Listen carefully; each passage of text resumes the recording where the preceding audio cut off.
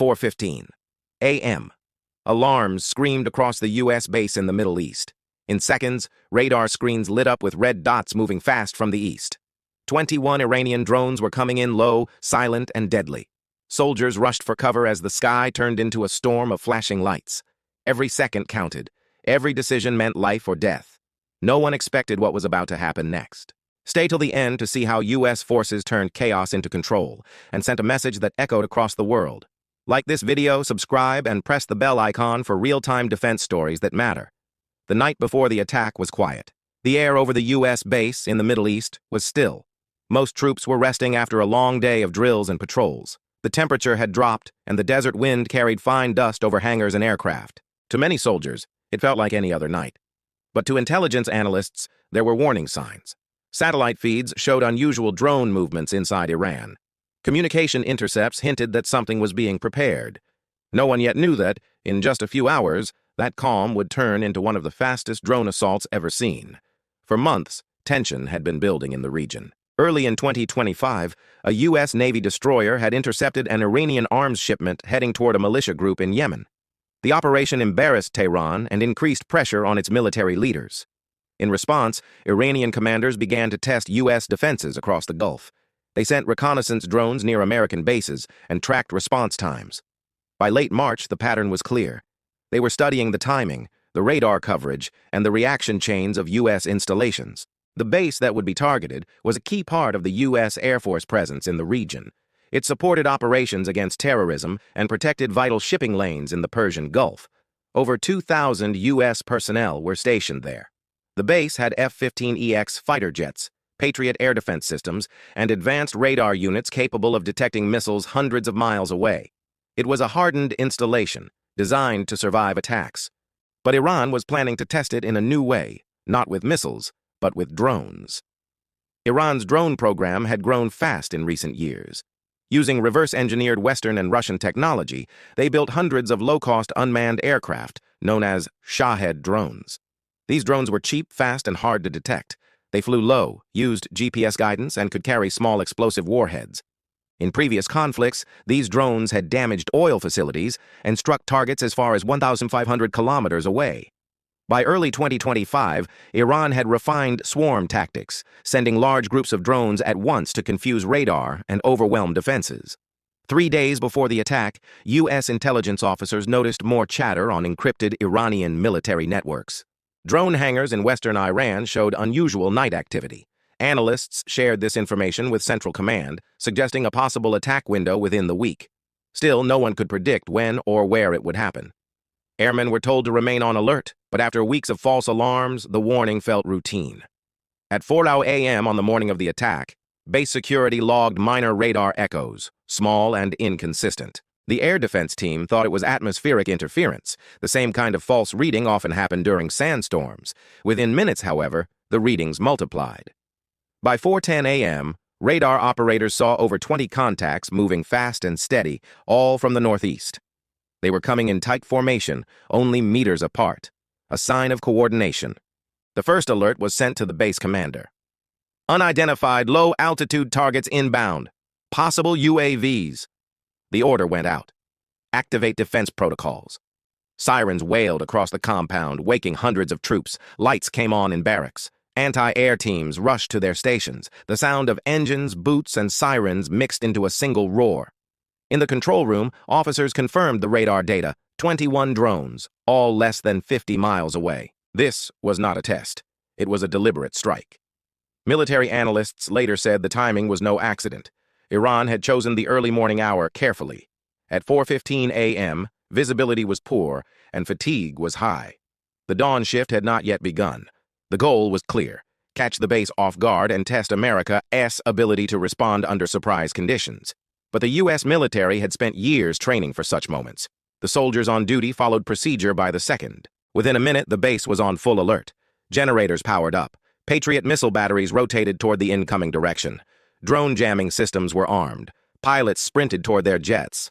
The base that had been silent minutes earlier now pulsed with electricity and purpose. No one yet knew what would happen next. They only knew one thing. The attack was real, the threat was close, and the fight was about to begin. At exactly 4:15 a.m., the first explosion shook the eastern perimeter of the base. It was sudden, loud, and close.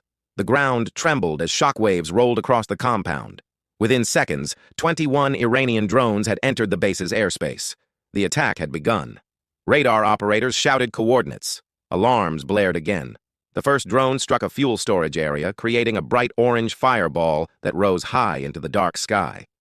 Heat washed over the nearby hangars. Shrapnel ripped into vehicles and buildings. Then came the second impact, another explosion, this time near an empty aircraft shelter.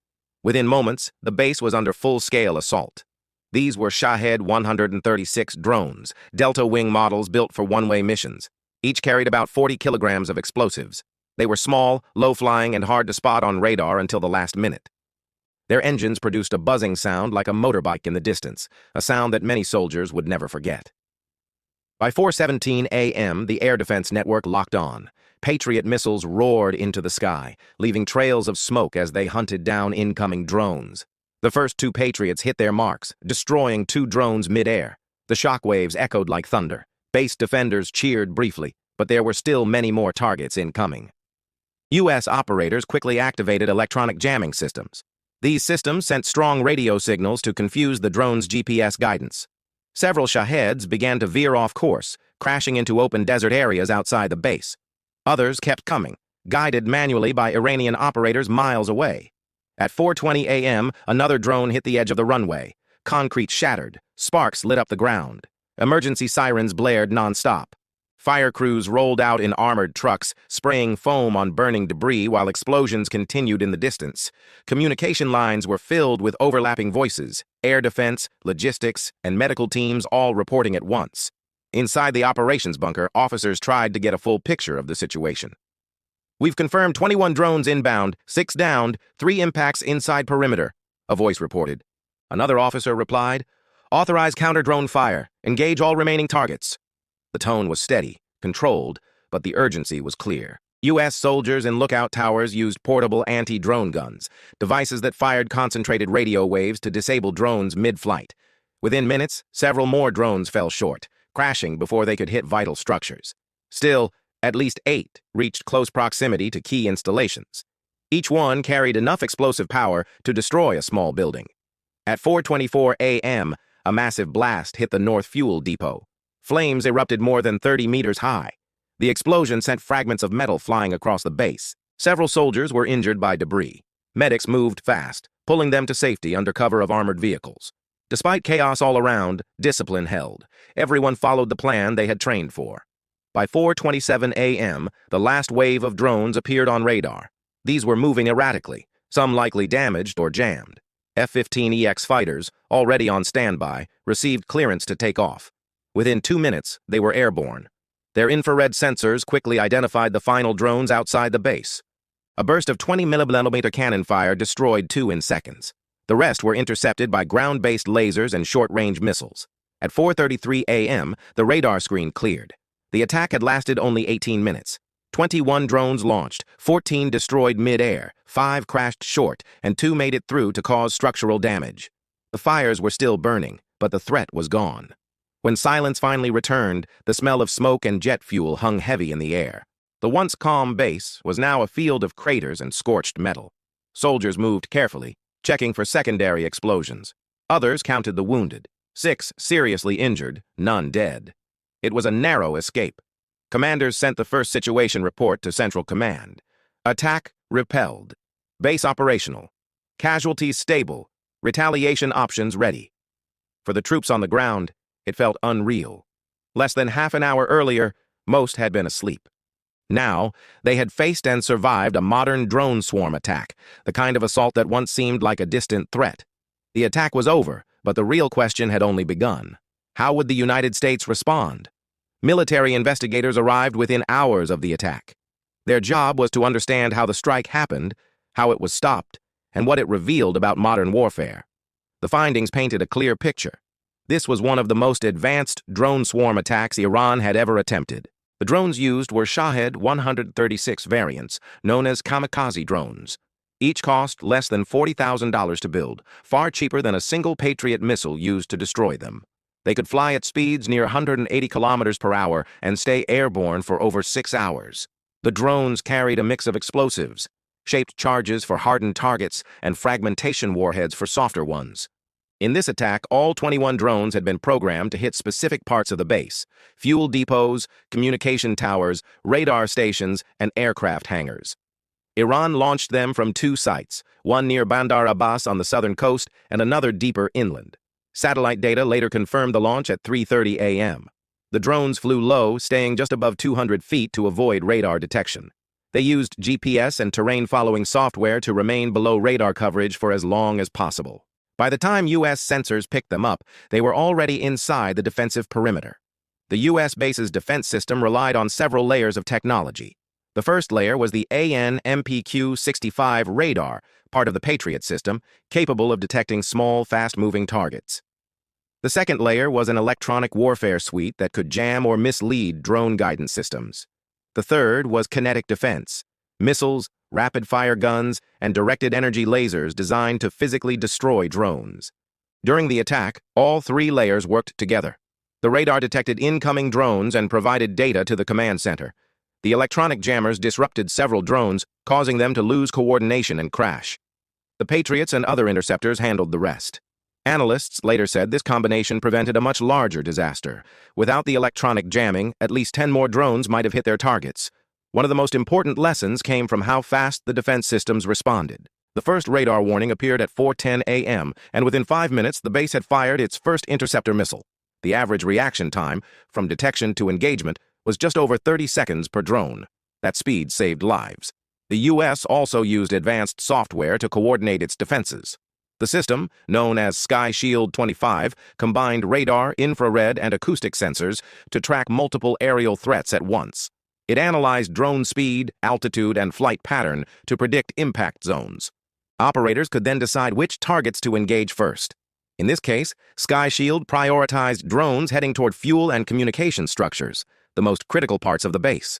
Another major factor was the use of artificial intelligence. In 2025, many U.S. air defense systems included AI-assisted decision support. This allowed them to process huge amounts of radar and sensor data instantly. It didn't make decisions on its own, but it gave commanders better options faster.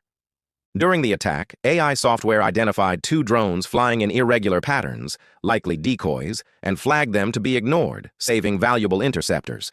The analysis also revealed how Iran coordinated the strike. Each drone transmitted data through an encrypted channel, likely relayed through a mobile ground station.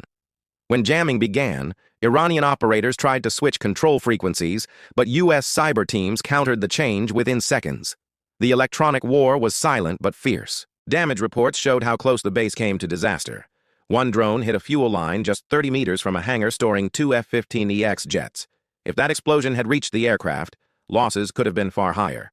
Another drone was destroyed less than 10 seconds before impact with the command center. The quick detection and layered defense saved hundreds of lives.